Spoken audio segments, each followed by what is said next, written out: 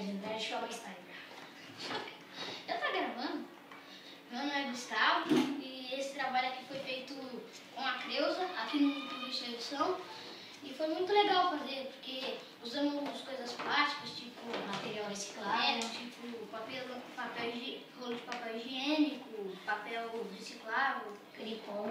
bolinhas. Cripom é sulfite. Muito legal fazer, mano. Só que essa não é difícil. E agora? A gente faz o jogo, vamos mostrar como você joga? Já comecei melhor. Não, começar.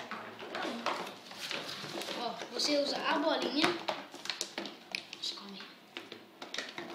Vai estar chegando. Joga assim. Daí você tem que chegar até a saída. Mas só que da saída já fica meio difícil entrar.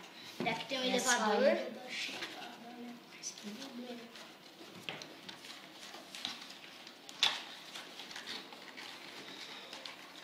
Eu sou o elevador, bicho. Esse elevador que a gente vai só acabar nele. Então tá bom. A gente precisa usar uma coisa mais. Não, tinha que usar coisa mais forte. Mas a gente usa o plástico. Ferro, mano? Ferro. Ô, vamos. Ah, o elevador faz isso. Não é fácil. Daí, o objetivo do jogo é chegar na saída. Daí você ganha o jogo. Não, é chegando. Não, é chegar na saída, não é chegar.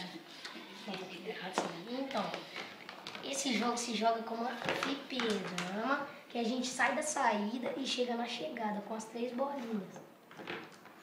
Vou mostrar como é que joga. Ou mais, Né? Sabe onde vai? Né? Uma, 2, 3. Consegui.